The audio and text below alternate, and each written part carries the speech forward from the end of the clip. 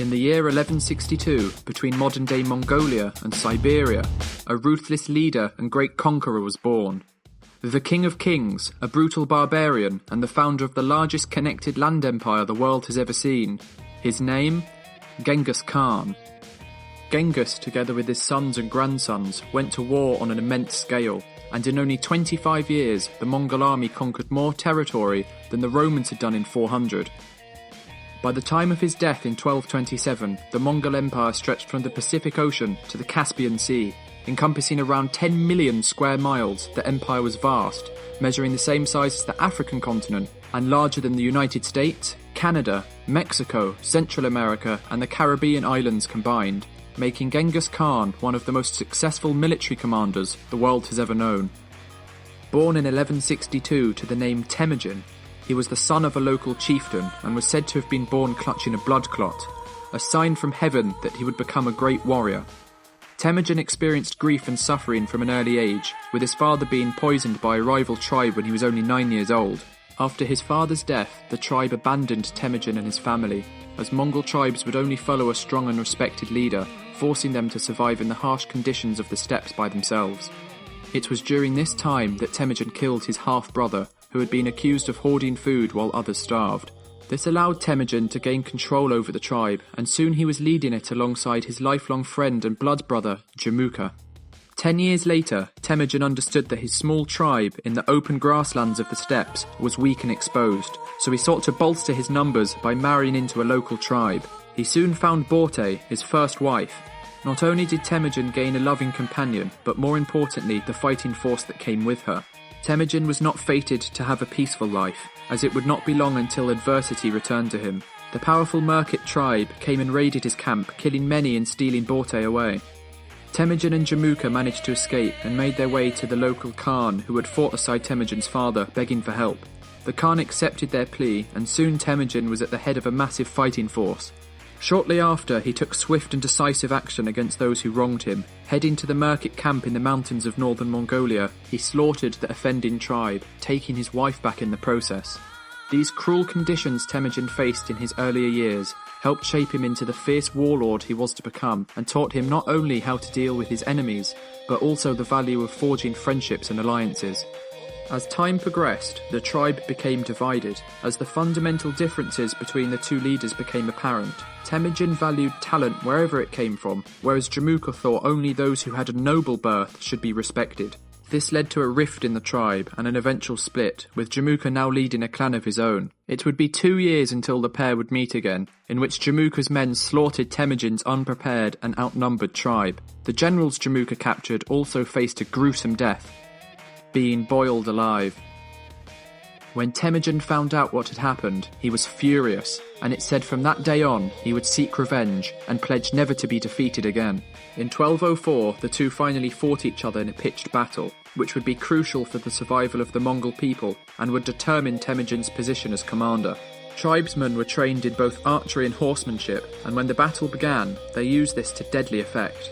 Bows were made from wood and animal bone and had a shooting range of 500 yards. The military ranking was also based on the idea of meritocracy, so it was in this battle that Temujin proved his military genius. He told each warrior to light 5 fires on the eve of the battle, so Jamuka scouts would report an immense fighting force, striking fear into the heart of the enemy.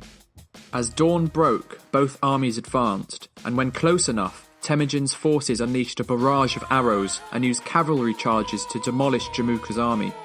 He then feigned retreat with some of his squadrons, luring his foe into a planned ambush where they were promptly slaughtered. This led to a decisive victory over his former blood brother, who fled from the battle. Jamuka was later betrayed by 2 of his generals and brought before Temujin. When he refused the second chance Temujin offered him, he was given an honourable death, and finally the Mongols were unified under one leader. To honour this great achievement, Temujin was granted the title of Genghis Khan in 1206, meaning universal leader. Genghis Khan soon turned his attention to the vast Chinese dynasties in the east. He knew the emperor would never allow such a strong and unified Mongolia on his borders, and so decided to take the first strike. Heading into China, the Khan's army plundered, raped and killed any who stood in their way until they reached the capital of the north, Zhongdu, now called Beijing. The city was one of the most advanced in the world, sporting 40-foot high walls that were completely alien to the nomadic Mongols. To get into the city, Genghis Khan used captured Chinese engineers to design siege equipment and camped outside the walls, cutting off vital supply lines. This lasted for so long that the Chinese began to starve to death by the thousands, many turning to cannibalism. When the Mongols went to take the city, they met reduced resistance and were able to take it with relative ease. This led to a month of plunder and destruction that enhanced Genghis Khan's reputation as a bloodthirsty murderer and brought the Mongol Empire to new heights. His army continued west after the conquest, managing to reach Eastern Europe, showing little sign of slowing down. Genghis Khan died in 1227 during his final conquest into China. According to the secret history, his last words were, "I have conquered for you a large empire, but my life was too short to take the whole world. That I leave to you." He appointed his son Ogadai as his successor, in the hopes that he could complete the divine mission. Genghis Khan was buried in an unmarked grave, with all those who arranged the funeral apparently executed in order to keep the location a secret. Genghis Khan left a remarkable legacy, not only in blood and warfare, but also in his descendants, as he took the most beautiful women as prizes from every conquest. Naturally, he had many children. So many, in fact, that recent studies suggest that 1 in every 200 people living today are directly descended from him. Under Genghis Khan's rule, there also developed a complex and sophisticated society, which paved the way for modern-day civilization.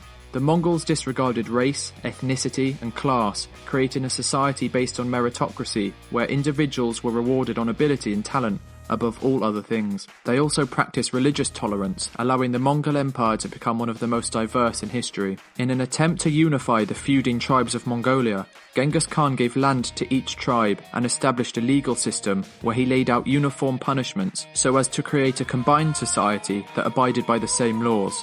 He also forbade the enslavement of any Mongol, helping to solidify equality for all citizens. He also offered protection for the merchants travelling across his empire, leading to the re-establishment of the legendary Silk Road that enabled the transportation of goods and technology from east to west.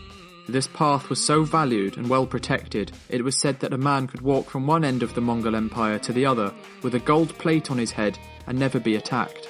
This also enabled the spread of Chinese culture and ideas to the growing civilizations in Europe.